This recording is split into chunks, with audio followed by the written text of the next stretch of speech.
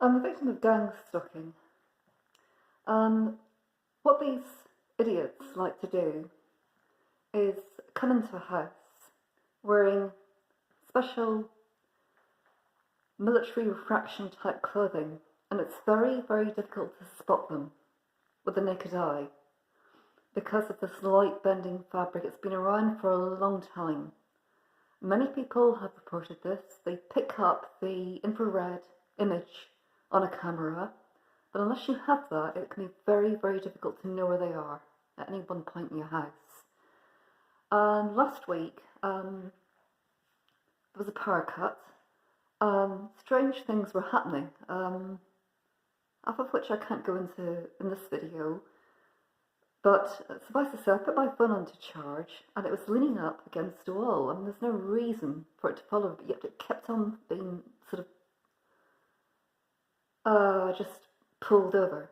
And this sort of thing keeps on happening. I'll hear strange thudding coming from upstairs, noises that you can't explain, and it's actually these people in the house.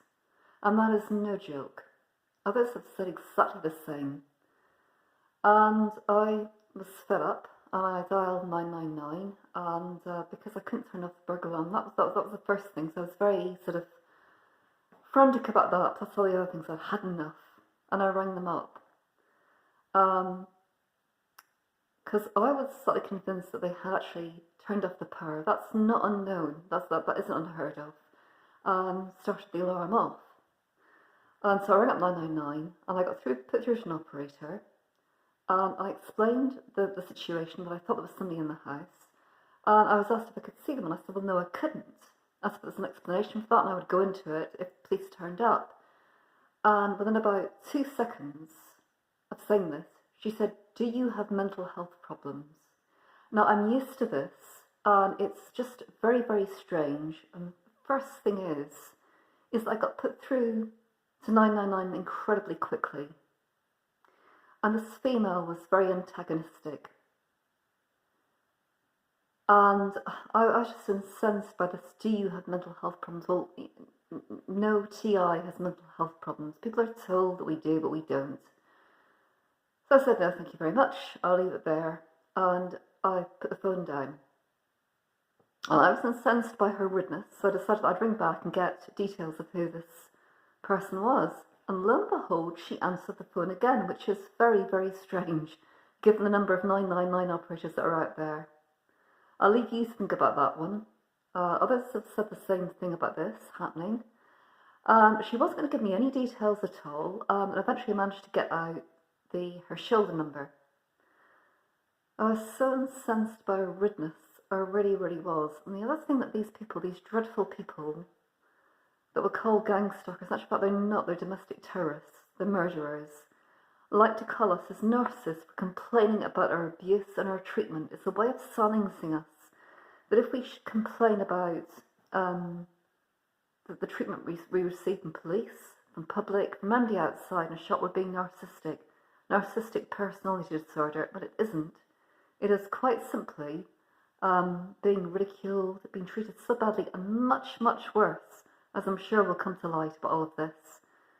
So it made you feel very, very bad at complaining. That it just really incensed me, her rudeness. And I think that the fact that you can be made to feel as if you're going balmy because you know there's somebody in the house. It's so obvious. Things get done. Mess gets left around. Damage gets done.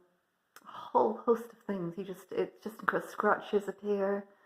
Mess, as I said before, lots of things. One thing they do like to say is, well, these people have delusional disorder. Well, there is no such thing as delusional disorder. It's not a set of beliefs. As they like to say, it is a fact. It's a fact of what's going on. It's not a belief, it's a fact.